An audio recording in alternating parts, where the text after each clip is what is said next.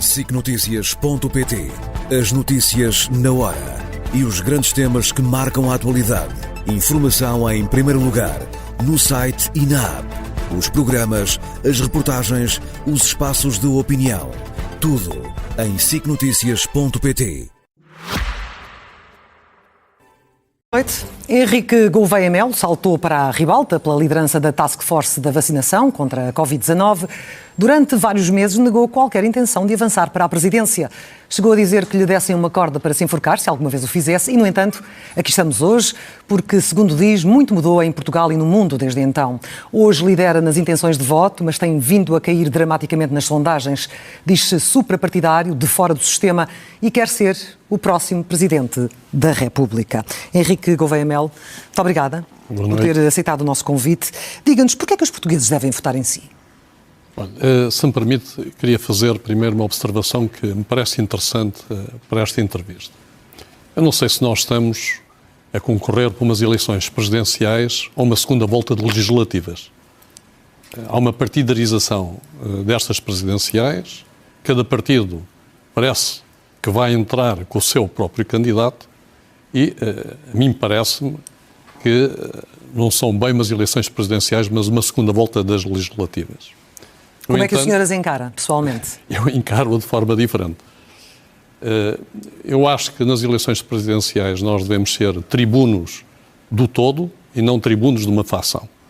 E nem vir reciclar os nossos problemas anteriores ao longo do nosso percurso político através de umas eleições presidenciais. Portanto, o que eu tenho de forma muito clara é que sou o único candidato verdadeiramente independente, sem ligações partidárias, não tenho nada contra os partidos. Os partidos têm o seu papel, quer na Assembleia da República, quer na Governação, no Poder Executivo, mas encarando o que é a nossa Constituição, o que é o regime semi-presidencialista, parece-me que o meu posicionamento independente e tribuno de todos os portugueses e não tribuno de fações, que traz divisionismos e não união dos portugueses. Portanto, é o que mais, a característica que mais o define e, enfim, o destaca em relação aos restantes candidatos, na sua opinião. E deixe-me precisamente aproveitar essa sua deixa, porque, de facto, já disse que quer ser um presidente diferente do presidente Marcelo Rebelo de Sousa, que nenhum presidente pode ser verdadeiramente de todos se estiver claramente associado a uma facção política. O que lhe pergunto muito claramente é se Mário Soares, Cavaco Silva, Jorge Sampaio, Marcelo Rebelo de Sousa não tiveram a independência necessária para representar o interesse coletivo? Os tempos mudaram muito. Mas tiveram ou não, por serem claramente pessoas vindas de partidos? Os tempos mudaram muito. Estes presidentes, eu vou falar do Dr. Mário Soares, eram muito superiores ao seu espaço político partidário, porque participaram no período revolucionário, foram pais da democracia e tinham um papel e uma independência dos seus partidos muito grande e, portanto, fizeram sem nenhum problema a função presidencial. Tiveram mesmo essa independência, na sua visão? Não, eu acho que tiveram... Nos lembramos de alguns episódios em que claramente... Mas há sempre episódios, nas presidências há sempre episódios. Entre as presidências e quem liderava o governo de então, claro, lembramos. Entre as presidências há sempre... As presidências não são homogéneas. Ao longo do tempo vão mudando, como mudou a própria presença do Dr. Marcelo Rebelo de Sousa. No entanto, o grau de independência relativamente ao partido era muito elevado.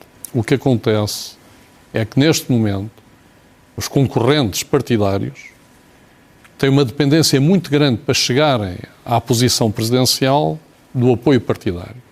E essa dependência vai criar problemas no futuro. Aliás...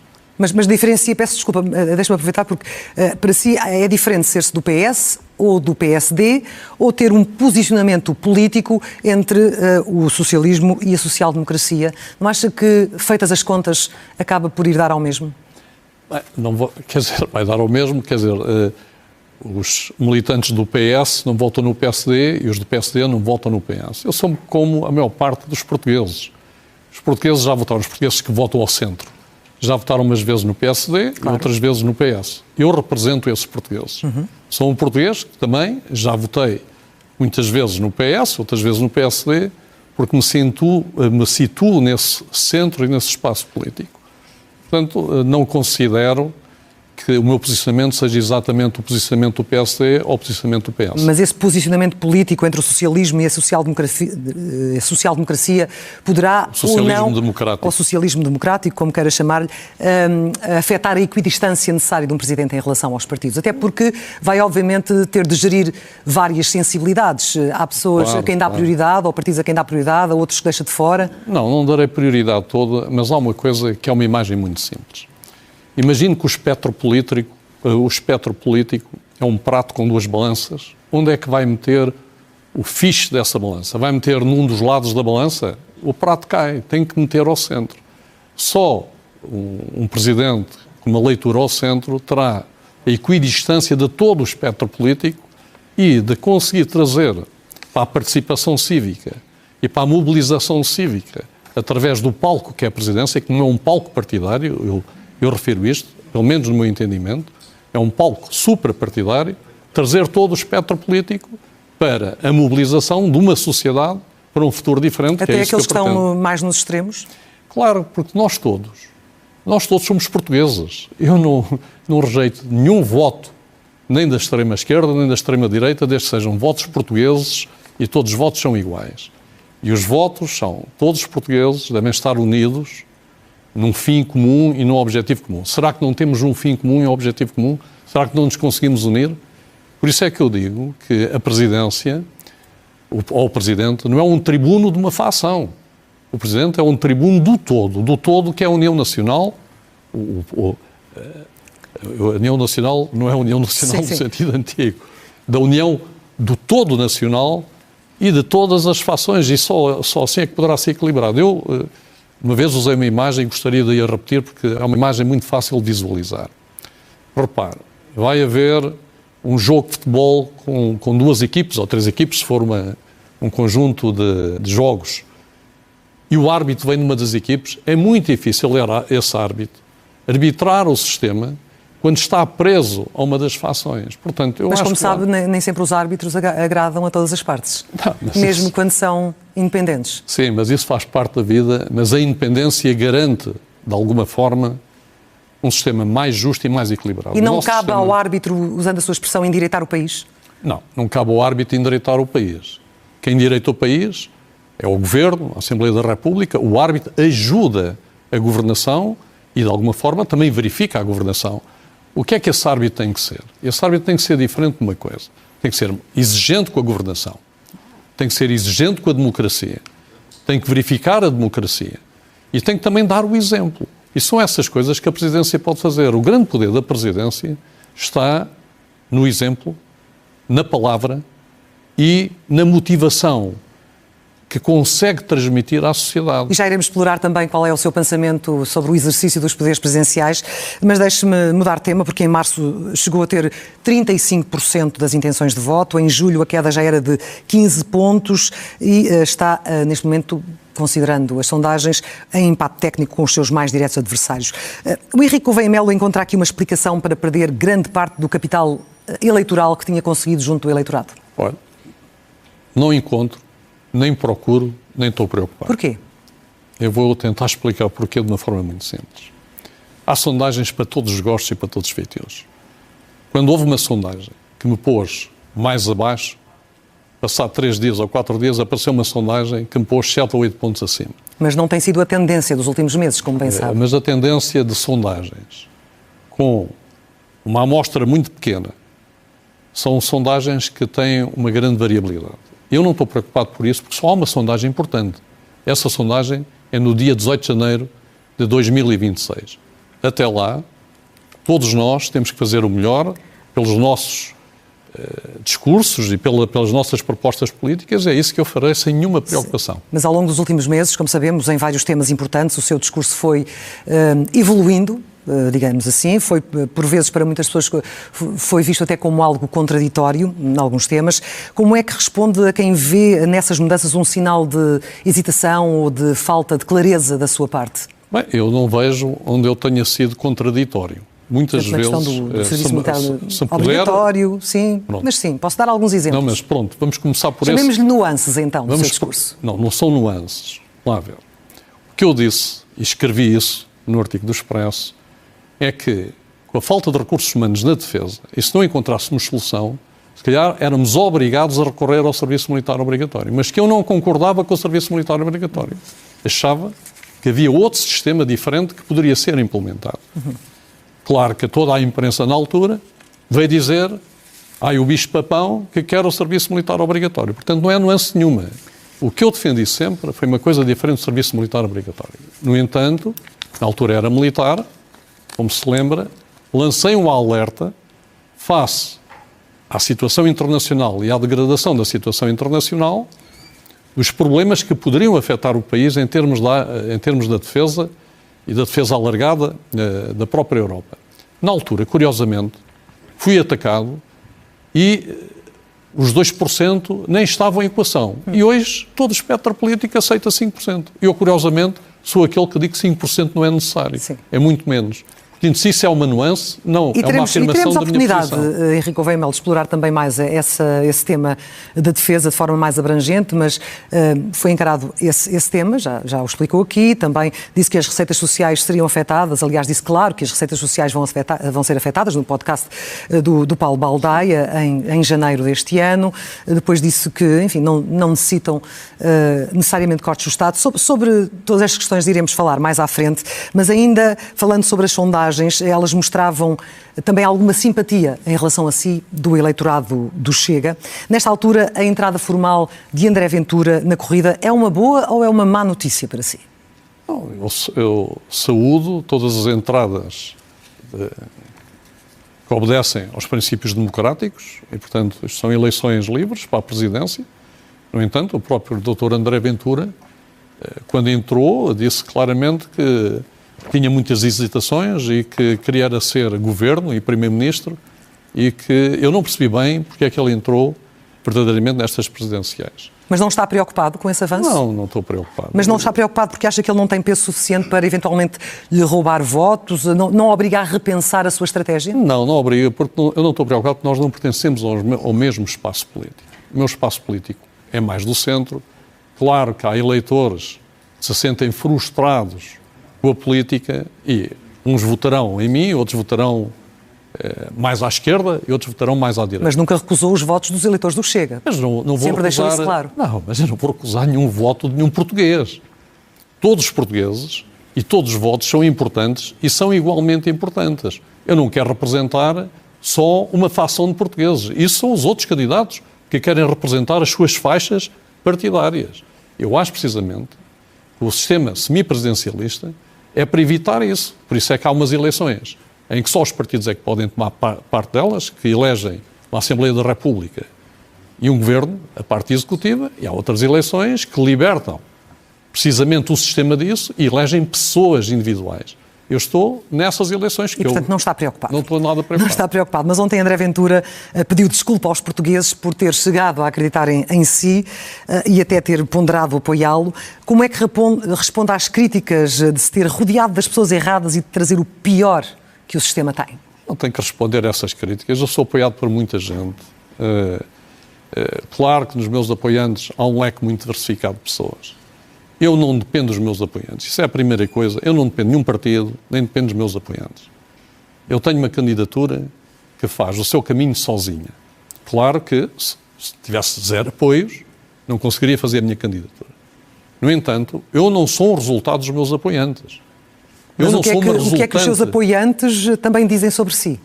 Eu tenho que lhes perguntar, mas eu não sou uma resultante dos meus apoiantes. Eu sou uma resultante das minhas ideias. Se as minhas ideias colhem algum apoio em determinadas faixas da sociedade, eu fico muito contente com isso. Mas eu não fui mudar as minhas ideias para colher apoios em determinadas faixas da sociedade. E isso é precisamente das coisas que me distingue do Dr. André Ventura, porque o Dr. André Ventura, a certa altura, equacionou, e estou a usar as palavras dele, apoiar-me com o seu partido na minha candidatura, e eu rejeitei precisamente isso.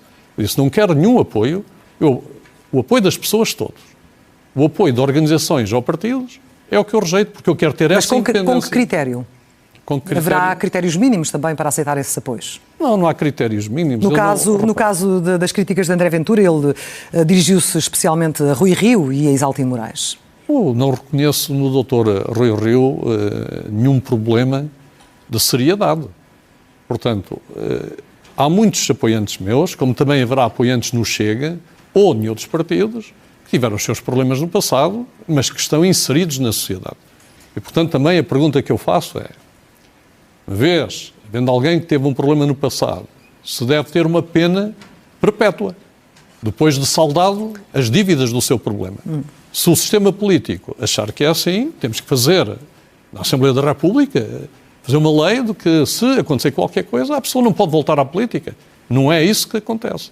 E, portanto, isto é a democracia, com regras democráticas que existem, e eu não tenho que fazer juízos de moral nesta fase, porque o juízo de moral é sobre a minha candidatura, as minhas propostas, e as pessoas apoiam, e há muita gente que me apoia neste momento. Mas pode dizer se essas críticas podem ou não enfraquecer o discurso de independência e de renovação que tem tentado transmitir nos últimos meses? Não vão enfraquecer, porque nenhuma dessas pessoas tem influência suficiente sobre mim para me fazer mudar a minha trajetória. E eu sou verdadeiramente independente. Enquanto candidatos partidários que obedecem a lógicas partidárias e que dependem muito dessas lógicas partidárias e dos apoios partidários, têm, naturalmente, estão mais condicionados do que eu estarei. E, portanto, a minha lógica é perfeitamente independente e foi assim que me propus e que me proponho ao escrutínio dos portugueses. Bem, falámos aqui de André Ventura, é inevitável seguir para um outro tema, porque o senhor disse que não queria o apoio do Chega, não se revia em algumas das propostas do Chega que considerou radicais e perigosas, também disse que não emprestaria a sua farda nem a sua autoridade a extremismos, mas chegou ao conhecimento público um almoço no final de agosto com André Ventura que levanta dúvidas sobre a coerência desse discurso. Foi um almoço na Quinta da Carlota, em Torres Vedras, propriedade de Mário Ferreira, seu apoiante e financiador, um almoço que foi notícia e que não foi desmentido, Henrique Gouveia Melo. Esse almoço foi uma iniciativa sua e da sua candidatura? Olha, eu não comento os meus almoços privados com os diversos atores políticos, os atores económicos, os atores sociais. No entanto, para que seja claro, eu almocei com o Dr. André Ventura. Portanto, que fique isso claro. Sim. E qual foi o objetivo? Deixe-me dizer-lhe, porque claro. eu não vou fazer explicar ou contar todo o almoço. Só lhe vou dizer que o grande objetivo foi esclarecer as posições mútuas e os nossos entendimentos mútuos do nosso posicionamento político. Sim. E nós chegámos à conclusão óbvia que não tínhamos interseções. E como não tínhamos interseções, as coisas, eu julgo que os dados de ontem e as manifestações que estão neste momento em cima da mesa mostram que essa interseção não existiu. Mas, portanto, de facto, foram discutir assuntos de interesse comum, como não há interesse foi dito? Comum, precisamente porque não havia interseção. Agora, foi claro... Mas foram à procura dessa interseção, pergunto-lhe, porque poderia ser para um apoio político, para entendimentos para a segunda volta, um cálculo para eventualmente dividir a direita, travar outros candidatos? Não fui à procura de nenhum entendimento, fui esclarecer, como também já me encontrei com gente do PSD, já me encontrei com gente do PS, e intenciono me encontrar com gente também à esquerda, porque para mim é todo o espectro político. E todo o espectro político é importante para mim, para a minha candidatura é muito importante, todo o espectro político. E eu desejo, se os portugueses me derem essa confiança, ser o futuro Presidente da República. E como desejo isso, não vou queimar pontes dentro do espectro político, com partidos que têm uma grande porcentagem da votação e mesmo com os partidos mais pequenos. Portanto, eu estou disponível a me encontrar com todos. Eu agora até não com os restantes candidatos presidenciais? Claro que sim. Eu já me encontrei com o Dr. Luís Marcos Mendes, jantámos juntos na mesma mesa e não vi nenhum problema disso e não foi notícia na altura termos jantados dois. Mas portanto, no caso deste encontro, deste almoço, que não me disse se foi iniciativa sua e da sua candidatura, partimos do princípio que sim, porque foi precisamente não parto de nenhum princípio, eu não vou falar mais sobre... Ferreira. Não parto de nenhum princípio, porque parto de um princípio errado. Mas não acha que esse almoço eu não vou falar mais sobre este assunto, pode dar já disse que sobre... sinais contraditórios aos eleitores? Não dá nenhum sinal contraditório, dá um sinal, até porque os factos vieram comprovar isso, que nós vamos ser adversários políticos numa candidatura presidencial. E, curiosamente, essa candidatura, a primeira coisa que fez, verdadeiramente, foi atacar a minha candidatura. Portanto, não há sinal mais evidente disso. E não há nenhum acordo... E como é que justifica isso, depois do almoço que tiveram há pouco? Porque, claramente, as posições ficaram esclarecidas. E é desse esclarecimento Eu julgo que aqui é que é verdadeiramente transparente. Eu, quando vou falar com uma pessoa, não vou tentar enrolar essa pessoa num discurso qualquer. Eu digo de forma muito clara, e quem me conhece sabe que sou assim, de forma muito clara e transparente o que penso. E depois a pessoa fará o que achar. Mas eu, sobre este assunto... Mas diga-me só para terminar, o senhor é candidato à presidência da República. Sim. Um homem público que, se vencer as eleições, terá, enfim, um dos cargos mais públicos que temos no país. Não acha que os portugueses merecem saber exatamente qual era o objetivo da reunião? Qual era a estratégia que estava montada entre ambas as candidaturas para esse almoço? Não, porque não havia nenhuma estratégia específica. E já agora eu queria saber todos os almoços do Dr. Luís Marques Mendes, do Dr. António Seguro e todos os outros candidatos, tudo conversaram, portanto... Mas convenhamos que no caso era com um homem que o senhor tem rejeitado e de quem se tem afastado totalmente. Mas eu também rejeito outros candidatos e almoço ou jantei com eles. Rejeito outras pessoas e falo com elas. Uma coisa é no sistema político não se queimam pontes. E essas pontes e os contactos têm que existir. Senão o sistema político não funciona. E, portanto, eu estou preocupado até mais com o futuro do que com o presente. E o futuro não é o futuro da eleição. Porque se for eleito, eu estou muito mais preocupado com o futuro a seguir do que o presente antes da eleição. Não considera que o presente também dá sinais para o futuro? Não. Pode continuar a insistir nessa linha. A única coisa que lhe digo é, eu não minto, cheguei aqui e disse claramente que almocei, não escondi, não fingi, e disse o que é que fui fazer, foi o esclarecimento das questões que nos separam, olha, e que não há interseção, e, portanto, para mim, os portugueses estão esclarecidos. Tentou travar uma candidatura presidencial de André Ventura? Não passou nunca pela cabeça fazer isso, nem condicionar a liberdade dos outros. A única coisa que faço eu tenho o meu posicionamento. Quando me perguntam qual é o meu posicionamento, explico claramente qual é o meu posicionamento. Não queria o apoio do Chega, enquanto partido, isso ficou claro. Que sou um candidato do centro e ideologicamente não me situo num dos extremos, também ficou absolutamente claro. E eu acho que isso também foi mútuo e isso é positivo para o esclarecimento político e do espectro político. Voltemos então aos poderes presidenciais, porque, como sabe, os dois mais importantes são a demissão do Governo e a dissolução do Parlamento, a chamada bomba atómica. O senhor disse que só dissolveria o Parlamento numa situação muito grave e deu como exemplo um desfazamento entre o que é prometido em campanha e o que se pratica depois. O que é que seria, neste contexto, algo de facto muito grave para justificar uma dissolução? Muito grave. Há muitos contextos em que a base dessa minha posição tem a ver com a transparência do sistema político. O sistema político tem que ser mais transparente e não pode ser demagógico. Portanto, o sistema político não pode, no período eleitoral, prometer um conjunto de coisas e depois fazer uma coisa completamente diferente. E há coisas que, se forem muito graves, têm que fazer equacionar até que ponto é que o eleitorado não votou numa falsa promessa ou numa falsa proposta e depois a proposta é completamente diferenciada. Mas, por exemplo? Eu não tenho um exemplo, só lhe estou a dizer que há essa possibilidade. Não tenho um exemplo porque no passado não parece que isso tenha acontecido. Portanto, não vejo isso como grande preocupação. Agora, vejo, por exemplo, e que sou diferente, porque me acusaram de poder gerar instabilidade no sistema político, vejo com preocupação não se entender que as eleições legislativas são para eleger uma Assembleia da República e o Governo nasce da Assembleia da República. Quando há uma maioria na Assembleia da República e há um problema com o Primeiro-Ministro, não vejo necessariamente, poderá acontecer, mas não vejo necessariamente, não é obrigatório, que se dissolva o Parlamento porque há um problema com o Primeiro-Ministro, havendo uma Assembleia. Portanto, o que eu quero dizer... E já iremos falar sobre isso, mas a verdade é que, olhando aqui para a Constituição, neste artigo 195, já temos aqui os artigos e as alíneas em que o Presidente da República pode demitir o Governo. Ora, ao acrescentar por sua iniciativa mais fundamentos para a dissolução... Está a falar do artigo 195 ou 133? Estou a falar no 195, da admissão do Governo, implica a admissão do Governo e o Presidente só pode demitir o Governo quando tal se torna necessário. Eu pensei que era a Assembleia da República. Não, neste caso de admitir o Governo. Neste caso também de prometer e não cumprir mas eu nunca promessas disse que demitiu o Governo. Lá está mais ou de dissolução da Assembleia da República. A dissolução da República é o artigo 133. Certo. E, portanto, eu não estou na posição, não é, em termos... Mas ao acrescentar este fundamento mais próprio a uma dissolução, não considera que poderá estar, ou poderá ser visto como estar a fazer uma interpretação abusiva da Constituição? Não, eu tenho constitucionalistas que me apoiam. Nenhum deles me deu nenhum sinal de alerta sobre uma interpretação abusiva. Pronto, as pessoas, quer dizer, dentro do combate político natural que estas eleições estão a criar, lançaram essa ideia. Mas essa ideia é uma ideia com pés de barro que não tem nenhuma relação com o que a Constituição diz. Os poderes presidenciais são muito abertos em termos da dissolução da Assembleia da República, tirando os limites temporais que estão no artigo 172.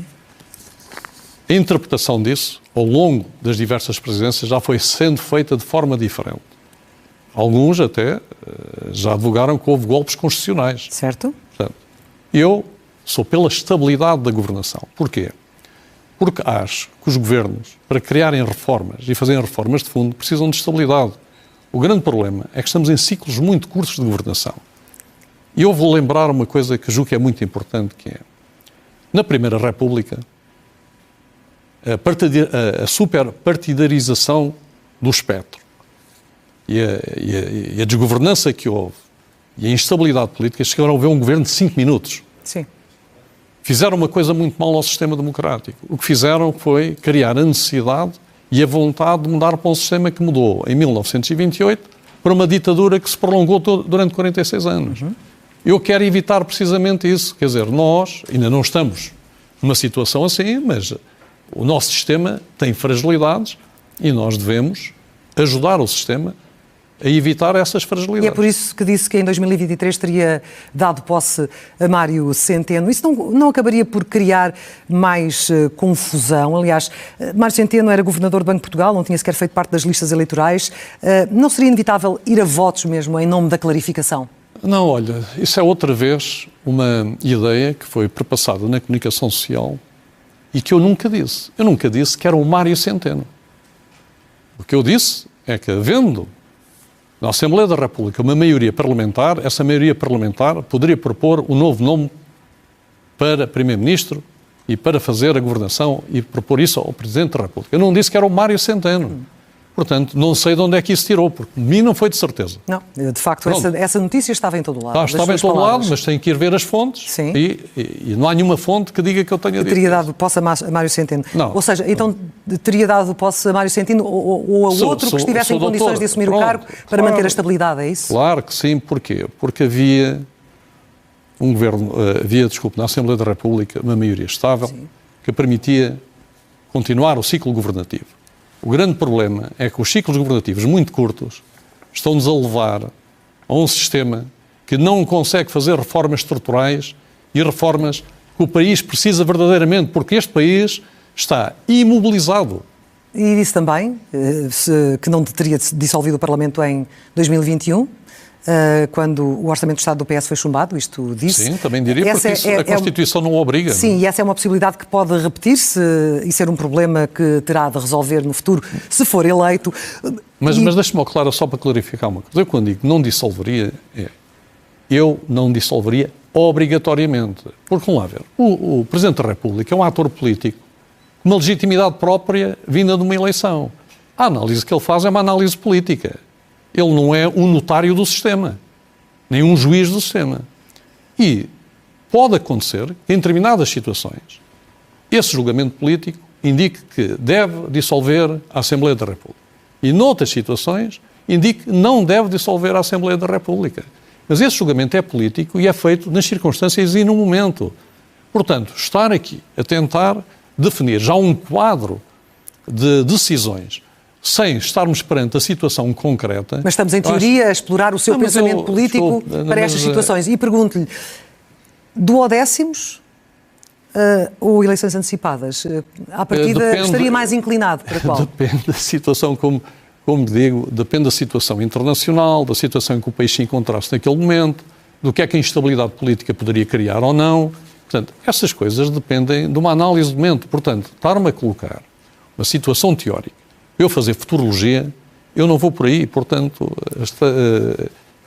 Pronto, poderá perguntar, é natural que é legítimo, mas eu não vou para aí, não vou responder. As perguntas estão feitas, a resposta está dada da forma como a quis dar. Como é que interpreta o artigo da Constituição sobre a nomeação do Governo, tendo em conta os resultados eleitorais?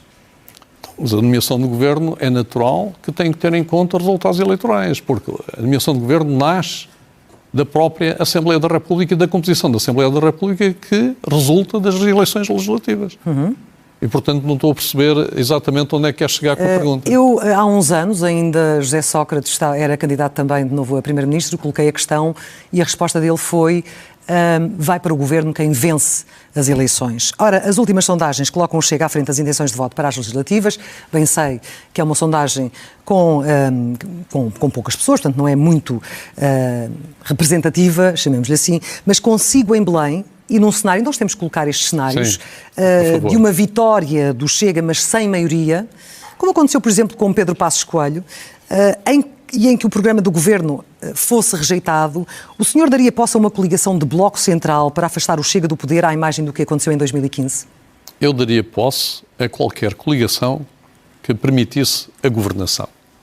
Se fosse à direita, fosse ao centro ou fosse à esquerda. Porque, como digo, e se querem perceber como é que eu penso, eu acho que a governabilidade e a capacidade de um governo mudar estruturalmente e fazer as medidas estruturais, não são aquelas medidas de curto prazo para ganhar as eleições passado 7 meses ou 8 meses, são muito importantes. Portanto, o meu pensamento, em termos de como é que eu agiria, era com o maior bom senso, no sentido de encontrar a solução que garantisse a maior estabilidade política dentro da governação. Portanto, não rejeita acabar por dar posse a uma coligação de partidos que, de facto, não foram os mais votados ou, pelo menos, não venceram as eleições.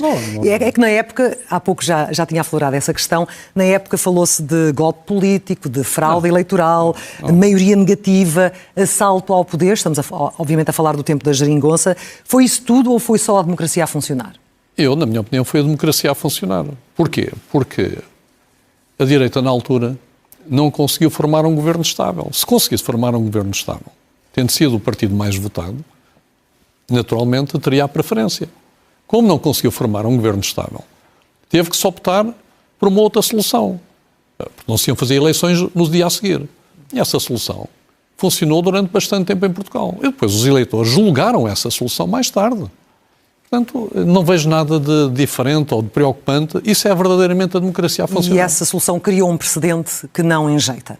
Ora bem, considera que a defesa da Constituição é a coisa mais importante que nós temos, porque a Constituição é o regime e não está mal feita. As palavras são suas. Henrique Gouveia Melo, num mundo em tão rápida mudança e transformação, a Constituição tem conseguido responder aos novos contextos e desafios? Eu acho que a nossa Constituição tem 2 ou 3 artigos que ainda vêm de um bocado da ideologia marxista do início da época da Revolução. Tirando esses artigos, olha, o artigo 54, o artigo 94, portanto, tirando esses artigos, acho que a nossa Constituição é uma Constituição bastante sólida e que tem resistido ao tempo. E a Constituição não deve ser mudada, porque a Constituição é a pedra fundamental da organização do Estado. Já sofreu 7 revisões, apesar de tudo. Sim, mas não é também, imutável. Sim, mas uma coisa, as revisões são, são melhorias sucessivas. Não temos uma Constituição que, de um momento para o outro, é uma Constituição completamente nova, toda revista, em que acaba com os direitos fundamentais, em que diz que a educação deixou de ser um bem essencial, ou que a habitação deixou de ser um bem essencial, portanto... Mas precisa de melhorias. Claro, vamos lá, a Constituição... Em que matéria? Há matérias que podem flexibilizar face a uma economia mais dinâmica, a um mundo diferente. Agora, há matérias que têm a ver com os direitos humanos, porque, no fim, o que é o Estado? O Estado são as pessoas. E nós devemos defender as pessoas. Devemos defender, claro que para defendermos as pessoas temos de ter cuidado para não matar a economia, porque as pessoas sem economia também não estão defendidas. Portanto, há esse equilíbrio que tem a ser feito. Mas eu, neste momento, e já me perguntaram isso de forma muito clara, não vejo nenhum motivo... Sabe, eu funciono um bocado, desculpe que estas coisas da minha origem militar, com a matriz Eisenhower. A matriz Eisenhower é, de um lado está o que é importante e do outro lado está o que é urgente. E essa coisa nem é importante nem urgente nesta fase. Mas num caso tão sensível e importante para a grande maioria da sociedade portuguesa como é o controle da imigração, a chamada lei dos estrangeiros foi chumbada pelo Tribunal Constitucional. Sim. Ouvimos falar de uma lei necessária, mas também de uma lei cruel, extremista, que não defende os valores do humanismo. Onde é que a encaixa? Desculpe, não percebi bem a pergunta, no entanto, vou responder tentativamente o que é que quer dizer, onde é que eu encaixo. Por um lado temos o Governo a dizer que esta lei é necessária, por outro lado temos o Tribunal Constitucional a chumbá-la por inconstitucionalidade. Eu tenho a certeza absoluta que o Governo, ou a Assembleia da República, consegue fazer uma lei que passe no Tribunal Constitucional e que preserve o que é essencial. O que é que nós queríamos com essa lei? O que é que era urgente? Era parar com a política das portas escancaradas. A nacionalidade é uma questão secundária, quer dizer, tem importância, mas é secundária. Mas, por exemplo, eu vou colocar aqui uma questão... A questão do reagrupamento familiar. Sim, não, mas isso é outra coisa. Sim, outra coisa. Mas eu vou colocar aqui uma questão. Nós vendemos a nossa nacionalidade e achamos isso bem. Mas quem trabalha aqui contribui com o seu esforço e participa da nossa comunidade. Já temos grandes problemas em admitir que ele adquire a nossa nacionalidade. Portanto, a questão da lei da nacionalidade é uma coisa que deve ser vista num contexto mais alargado. Agora, o que é importante nessa lei? E essa lei devia ser dividida para tratar do que tinha que ser tratado já e não tratar de demagogia. O que é que devia ter sido tratado já? O que devia ter sido tratado é a forma como nós recebemos os imigrantes e como é que essa entrada dos imigrantes é controlada ou não controlada com um fim objetivo, que é que o Estado português, por um lado, consiga integrar esses imigrantes e, por outro lado, seja positivo para o Estado português. Portanto, excluindo a imigração, os problemas políticos e de proteção política a dissidentes políticos, portanto, que são problemas não estão neste refugiados, etc. Refugiados, etc. Portanto, eu acho que nós temos que olhar para a imigração como um bem necessário, mas controlado. Não devemos trazer gente que tem uma cultura de tal maneira diferenciada que depois é muito difícil de integrar e depois não temos uma sociedade minimamente coesa, temos uma sociedade cheia de pequenos aglomerados de outras sociedades. Isso é um problema para o futuro. Por outro lado, devemos trazer uma imigração que contribua para a valorização da nossa economia e, por outro lado, a imigração está a ajudar não só na valorização da economia, como se sabe, mas está a fazer uma coisa tremenda, que nós temos uma inversão da pirâmide etária. E se não tivermos imigrantes, podemos acabar sós, pobres e abandonados. Portanto, nós temos que equilibrar a nossa sociedade. É verdade, mas temos também um outro lado que tem explorado as questões da sensação ou percepção de insegurança ou de própria insegurança. O senhor rejeita essa leitura? Rejeito essa leitura, primeiro porque não estou nesse lado ideológico. Sinto que os portugueses estão preocupados com o problema da imigração. Claro que há alguns problemas de segurança muito pontuais, mas não há dados verdadeiramente estatísticos que digam que nós temos um problema gravíssimo de segurança. Há percepções. Portanto, eu sou uma pessoa que me habituei a decidir com base em dados e não em base em percepções. Portanto, se me mostrarem de forma objetiva que há núcleos de atividade criminosa ou problemas graves, esses devem ser devidamente, não vou dizer atacados, mas devidamente tratados. Mas não pôr toda uma política de imigração que deve ter uma visão muito mais alargada. Portanto, claro que essa exploração mediática dos problemas de imigração é uma exploração que tem estado na ordem do dia. Sim. Mas eu sou mais imigração, sim, mas quer liderar esse debate a partir de Belém, se for eleito? Claro que eu quero liderar todos os debates que sirvam para que a nossa sociedade seja mais capaz de progredir e de se desenvolver. E não deixar-me cair numa armadilha que vai acabar por não desenvolver a nossa sociedade e produzir a nossa capacidade enquanto economia. Não sei se têm ideia. A nossa economia está a crescer a cerca de 1,5%, mas com tendência a abrandar. Nós já estamos na cauda da Europa. para podermos passar para os países mais desenvolvidos, temos que crescer a 3%. Não há nenhuma maneira de crescermos a 3% sem encararmos uma política de imigração. Mas uma política de imigração não é abrir as portas escancaradas à imigração, que é uma coisa completamente diferente. Henrique Gouveia Melo, aproveitando o facto de ter aqui lançado a questão da lei dos estrangeiros, chamada Lei dos Estrangeiros, que foi chumbada e vetada, tem critérios específicos para aplicar o veto presidencial? Há dois critérios. Há um critério político, que tem a ver com a tal sensibilidade política, porque o Presidente é um ator político, mas a maior parte dos vetos a acontecerem devem ser por critérios constitucionais. Portanto, o Presidente não usa o seu lugar da Presidência para fazer oposição ao Governo. Portanto, não é esse o papel do Governo. Ou seja, seguirá a linha que foi também seguida pelo próprio Marcelo Rebelo de Sousa, por exemplo? Sim, de alguma forma.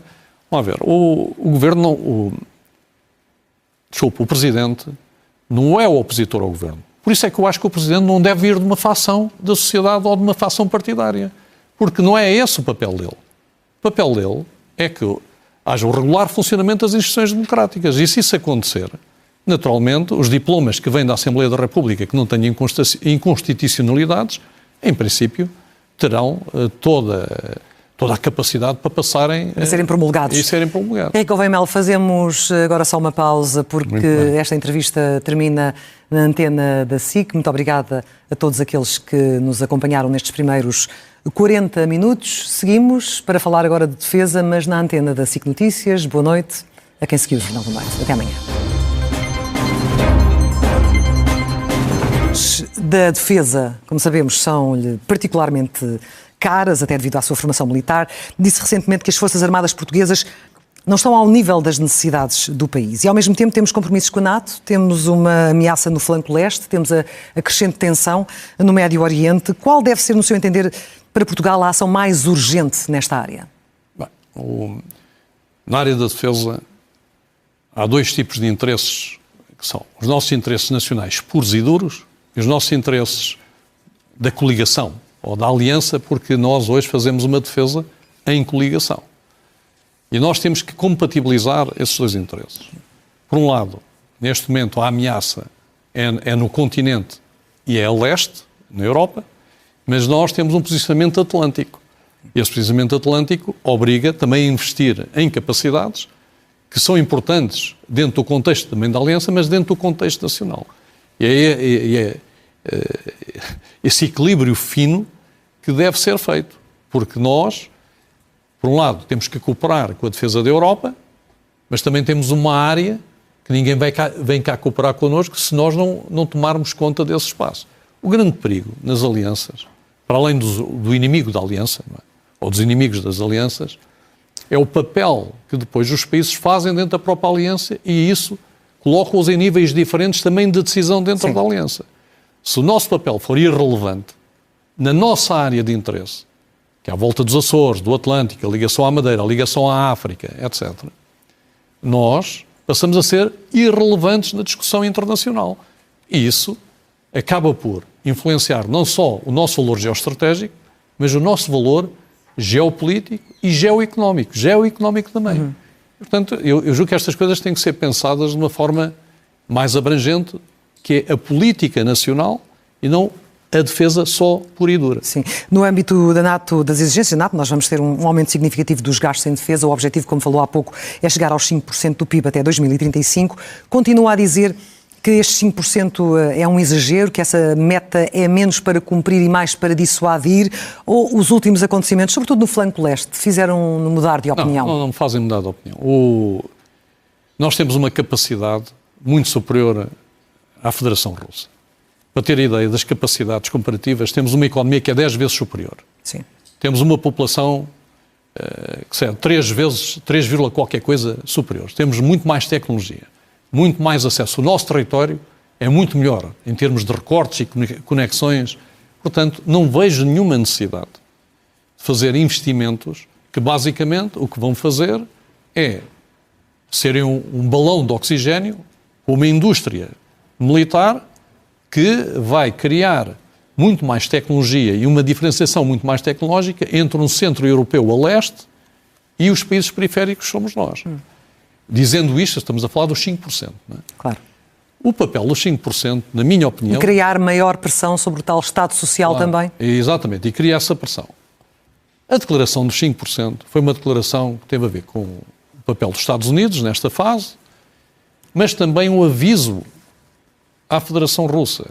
Nós dissemos foi, nós estamos disponíveis para ir até aos 5% se os senhores não mudarem de política. E esse aviso é altamente dissuasivo. Porquê? Porque a Federação Russa não consegue competir com a Europa se a Europa investir realmente 5% na defesa. Não consegue, não há maneira de competir. Portanto, terá armamento nuclear, mas Sim. a partir de uma determinada quantidade de mísseis nucleares, ter mais um ou mais dois é indiferente. A Europa também, A Europa tem também já tem os suficientes para se defender e para criar uma dissuasão nuclear. Há bocado também falou sobre isso, e se me permite também esclarecer já isto, o papel do investimento no Estado Social. Quando nós investimos 1%, que era o que investíamos na realidade, nós dizíamos que era 1,4% com alguma engenharia financeira, mas quando investíamos 1% na defesa, todo o resto do bolo orçamental era investido noutras coisas, incluindo no Estado Social. Se tivermos que passar para 5%, por hipótese, naturalmente, alguma coisa vai ter que ser incluída. Não há um milagre da multiplicação. A outra forma de não incluir é ir fazer um empréstimo que nós, mais tarde ou mais cedo, também teremos que pagar. Portanto, o que é que eu digo que o Estado Social pode não ser afetado se formos mesmo muito inteligentes? É fazer um investimento de forma progressiva, de forma muito inteligente, com tecnologias duplo uso que possam melhorar a nossa economia. Porque a nossa economia... E se não houver esse retorno? Se não houver esse retorno é difícil. Mas isto não é uma coisa imediata. Os portugueses têm que perceber que isto não será uma coisa imediata. É uma coisa que demora algum tempo a criar esse retorno na economia. Mas repare, nós temos uma economia de baixo valor acrescentado. Para transformar essa economia numa economia de maior valor acrescentado, mais produtiva, precisamos de quê? Precisamos de tecnologia e de conhecimento. O investimento das Forças Armadas pode ser um veículo para melhorar essa economia. Agora, não é uma coisa direta. E há uma fase em que, de alguma forma, algumas despesas, não estou a dizer as despesas sociais, porque também há um bicho-papão, as despesas sociais, neste momento... Estamos a falar de saúde, estamos a falar de educação, estamos a falar desses setores importantes. Coisa, as despesas sociais são cerca de 65% do orçamento de Estado.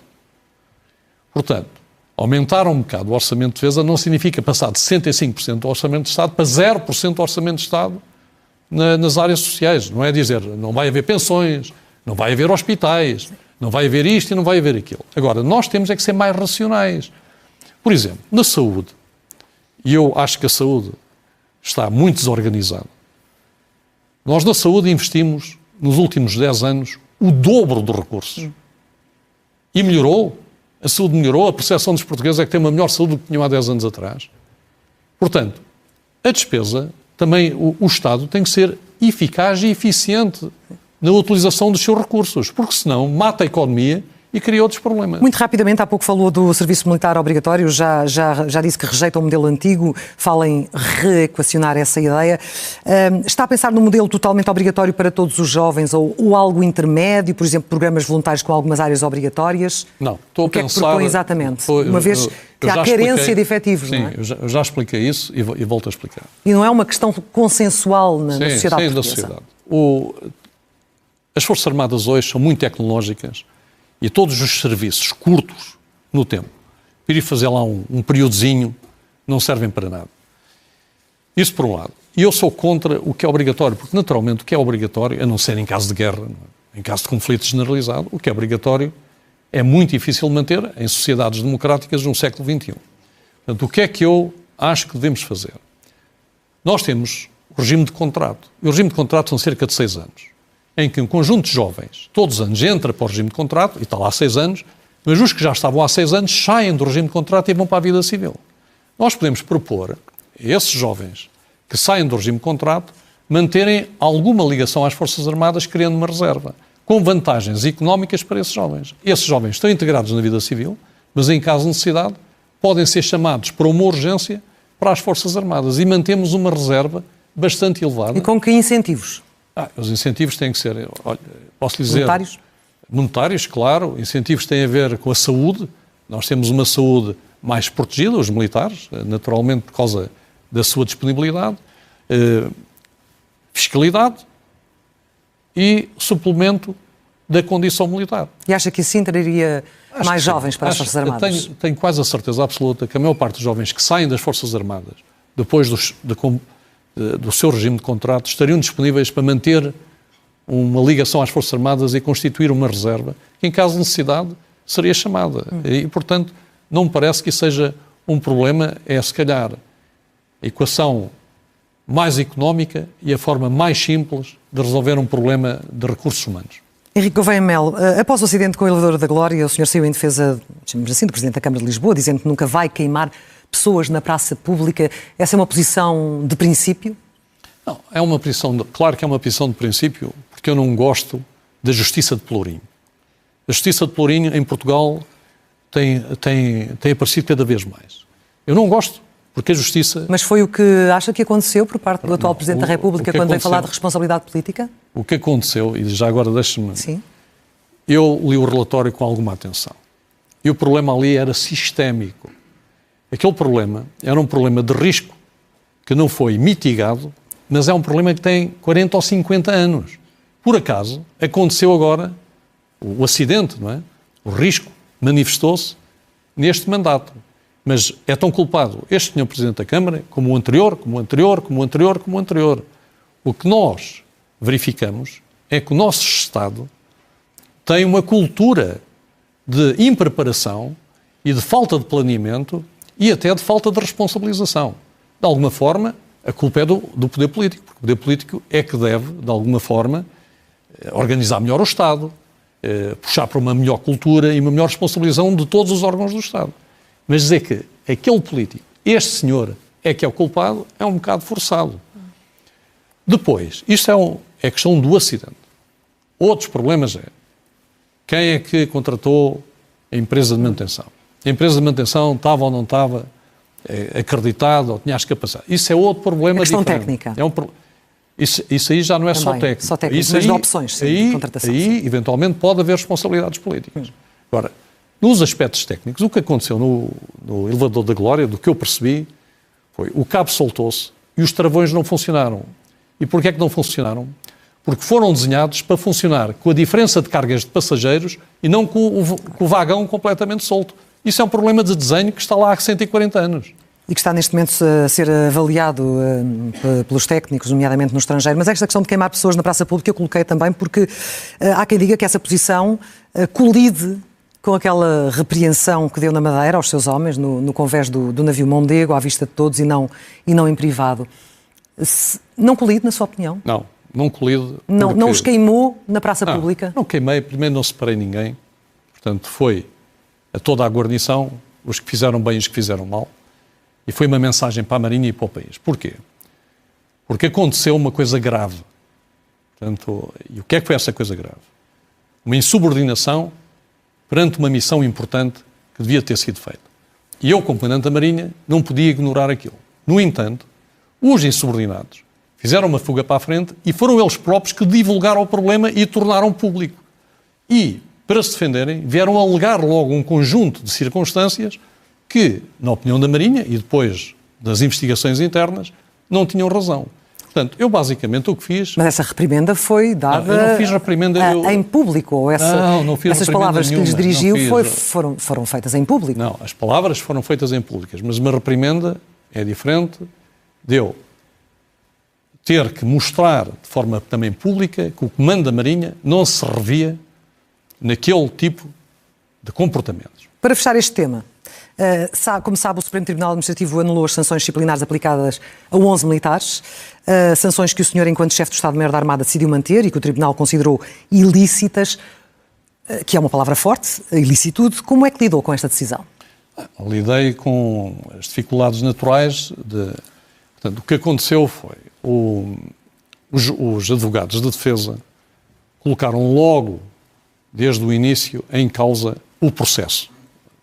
Muito mais do que os factos. O processo, a forma como o processo foi levantado.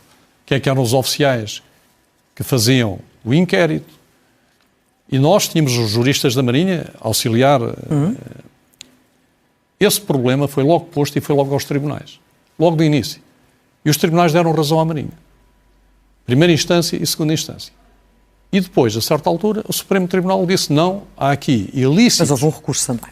Sim, porque houve recurso, naturalmente. Porque na primeira instância... Não, primeira e segunda instância. Passou e transitou em julgado. Só que eu depois, como tive que fazer um novo ato administrativo, abri a oportunidade desse ato administrativo ir a uma instância superior.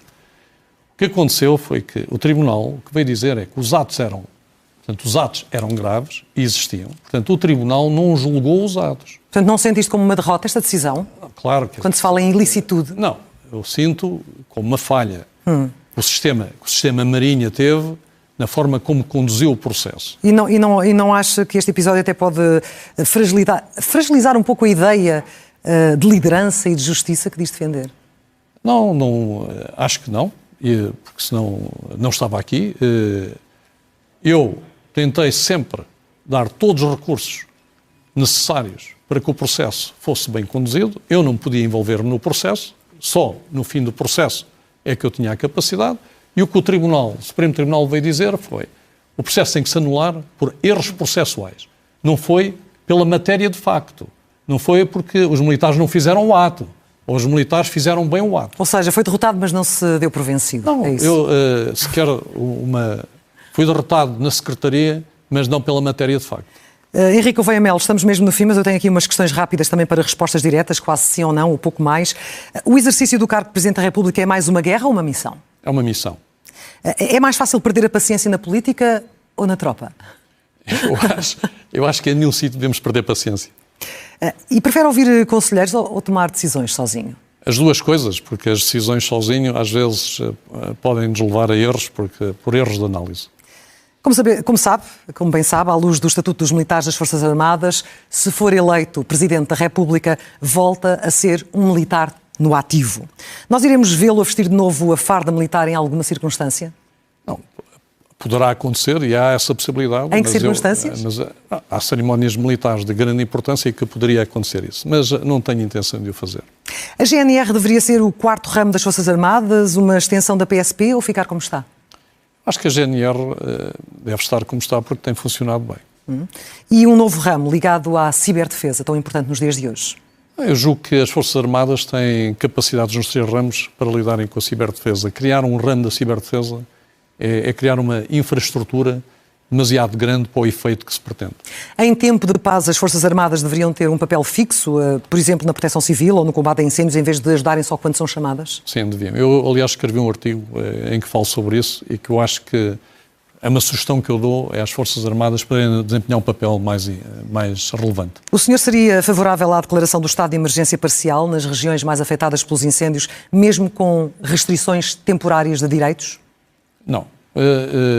Eu acho que nós só devemos restringir direitos quando são verdadeiramente essenciais para cumprir uma missão e essa missão tem que ter uma relevância gigantesca, que não era o caso. O Estado português tem ou não a obrigação de proteger os 3 cidadãos nacionais que seguem na flotilha humanitária rumo a Gaza? Não. O Estado português, eu também já tive uma posição, eu não concordo com essa flotilha. O que também não concordo é que uma embarcação dessa flotilha, que tenha a bandeira portuguesa, seja atacada a 2.000 quilómetros da zona de conflito. Agora, também não concordo que esses cidadãos obrigam o Estado português a agir metendo-se numa zona de conflito com uma embarcação de bandeira portuguesa. Porque isso é criar um incidente internacional de propósito. Portugal faz bem na intenção de vir a reconhecer o Estado da Palestina? Acho que sim. Acho que na situação atual, o reconhecimento do Estado da Palestina tem um problema. Um Estado é um território, uma população e uma organização política. E nós, neste momento, não conseguimos fazer isto. Portanto, o reconhecimento do Estado da Palestina é mais uma coisa moral, neste momento, do que uma coisa prática. A União Europeia deve ter um exército próprio? Não. Acho que a União Europeia, enquanto não for uma federação, se for uma federação deve caminhar para isso, mas enquanto não for uma federação, é mais uma confederação de Estados, deve ter um conjunto de exércitos organizados e coordenados de forma a protegerem a União Europeia. Estamos quase no fim. Ainda tenho mais 3 perguntas rápidas. Defende o voto obrigatório para combater a abstenção? Não defendo. Isso é a liberdade dos cidadãos. Esquerda e direita são designações que ainda fazem sentido nos dias de hoje? Cada vez menos. E a última, porque diz que quer representar todos, fala de todos, é importante não esquecer os monárquicos. Portugal viveria melhor com uma monarquia constitucional? Não. Portugal vive bem com a República, eu sou perfeitamente republicano e, coitados monárquicos, terão que esperar muito tempo para que essa ideia volte a fazer sentido em Portugal. Henrique Gouveia Melo, muito obrigada pela presença hoje na SIC. Este podcast SIC Notícias é só um de muitos que pode ouvir no site da SIC Notícias ou na sua plataforma preferida. Os melhores programas de televisão, a opinião que importa e ainda entrevistas exclusivas em podcasts originais. Onde e quando quiser, leve no bolso todas as conversas. Fique a par das últimas novidades em sicnoticias.pt/podcast e nas nossas redes sociais.